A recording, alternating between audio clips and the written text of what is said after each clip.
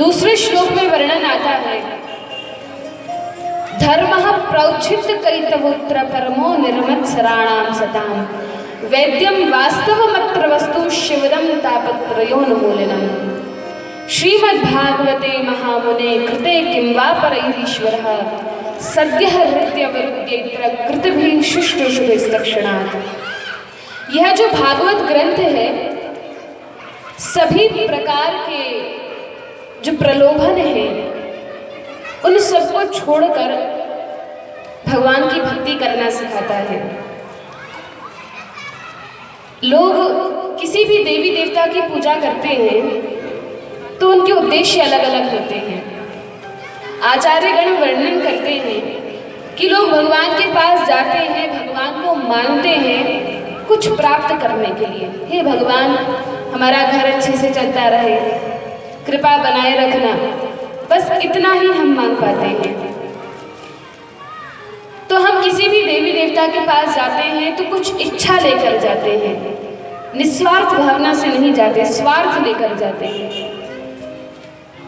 और कभी कभी ऐसा होता है कि यदि हमारे जीवन में कुछ अशुभ घट जाता है, हमारे प्रतिकूल कुछ होता है, तो हम भगवान को मानना ही छोड़ देते हैं कि यदि भगवान होते तो मेरे साथ ऐसा होता ही क्यों।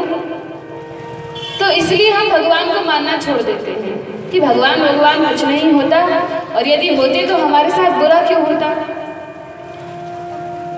लेकिन यह जो श्रीमद् भागवत ग्रंथ है, सभी प्रकार के जो प्रलोभन है, स्वार्थ की भावना है, उसको पीछे छोड़कर भगवान श्री राधा कृष्ण की, राधा गोविंद की निष्काम भक्ति की ओर, इस मनुष्य शरीर का जो परम उद्देश्य है, लक्ष्य है, उसकी ओर हमें अग्रसर करता है।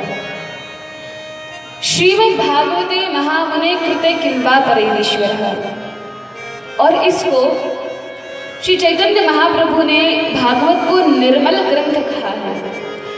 निर्मल ग्रंथ का अर्थ है कि इसमें कोई मलिनता नहीं है, शुद्ध कृष्ण प्रेम है, कृष्ण रस है।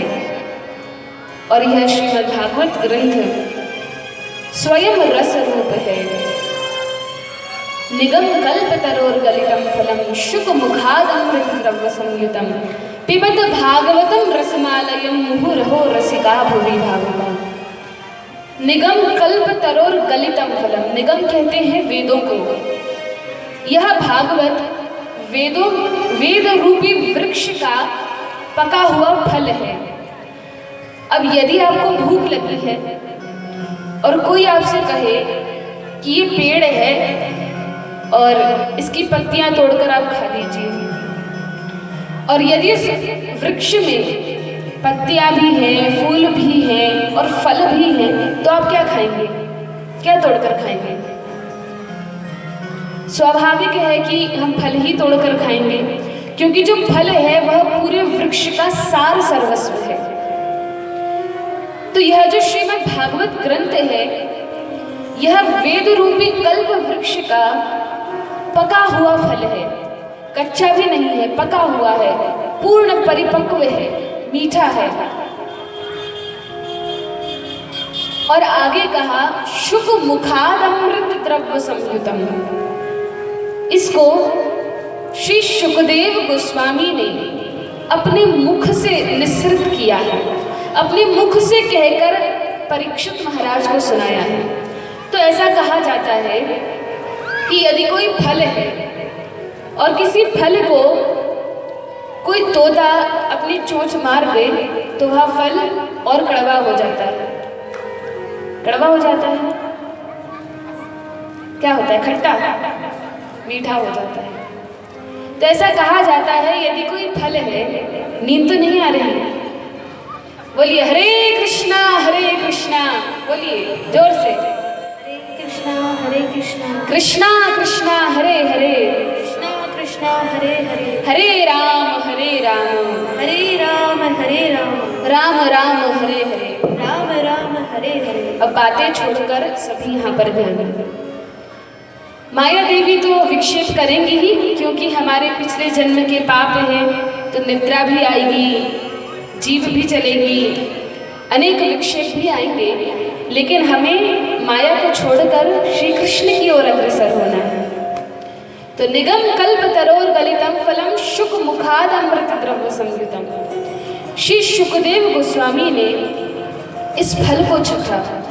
तो जब कोई तोता, कोई शुक किसी फल को चखता है तो वह और मीठा हो जाता है।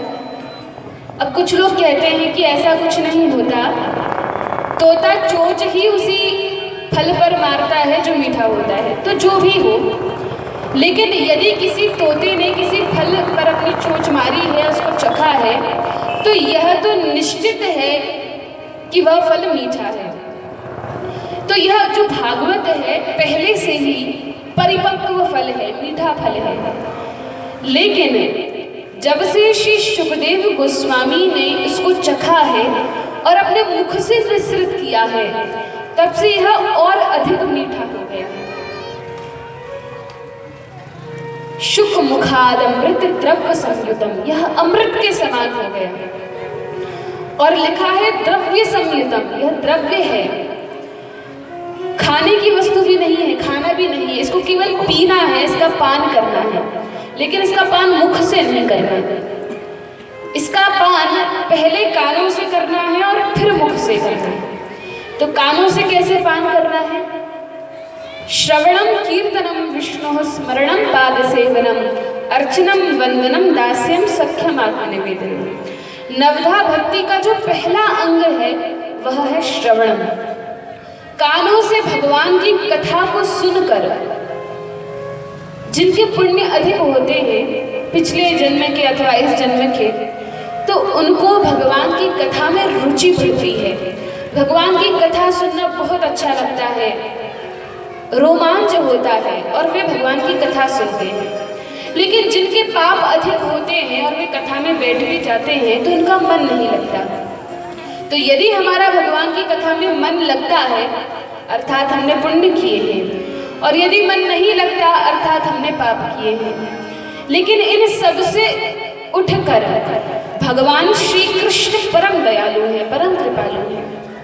राधा रानी कृपा करती हैं, तब हमको यह भागवत सुनने का अवसर प्राप्त होता है। और जब यह अवसर प्राप्त होता है तो चाहे पुण्य हो या पाप हो, हमें पूरा प्रयास करना चाहिए कि हम ध्यान पूर्वक कथा सुने। और मान लीजिए कि हमारे पाप हैं, तो भी यदि हम सावधानतया श्रृणु, भगवान की कथा सावधान होकर सुनेंगे, तो वे जो पाप हृदय में हैं वे धीरे धीरे नष्ट हो जाएंगे और हमें भगवान की कथा सुनने में रुचि उत्पन्न हो जाएगी। इसलिए चाहे मन लगे या ना लगे, कथा को सुनना चाहिए। तो श्रवणम, सबसे पहले कानों से भगवान की कथा को सुनना चाहिए। सुनने के बाद क्या करना चाहिए? श्रवणम कीर्तनम विष्णु, भगवान की कथा को, विष्णु की, कृष्ण की कथा को सुना और सुनने के बाद कीर्तन करना चाहिए। अर्थात जो हमने सुना है उसे दूसरों को सुनाना चाहिए। जो कथा में नहीं आ पाए हैं अथवा आए हैं तो घर जाके फिर से कथा को कहना चाहिए, जो याद है स्मरण करना चाहिए। और यदि इतना भी समय नहीं है तो कथा में सर्वत्र नाम की ही महिमा है, भगवान के नाम का ही वर्णन है। तो कथा सुनने के बाद भगवान के नामों का जप करना चाहिए। भगवान के नाम का जप कैसे होता है? भगवान के सहस्त्रों नाम हैं, अनेक नाम हैं, लेकिन इस कलयुग में एक महामंत्र है जो सर्वोपरि है, सबसे ऊपर है।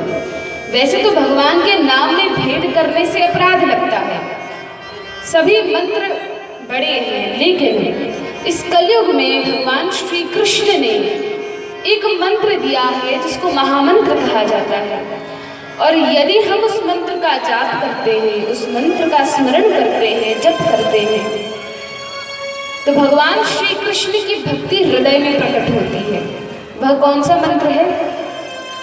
ब्रह्मा जी कहते हैं नारद जी से, हरे कृष्णा कृष्णा कृष्णा हरे हरे, हरे राम राम राम हरे हरे, इति षोडशकं नाम्नां कलिकल्मषनाशनै नातः परतरोपायः सर्ववेदेषु दृश्यते।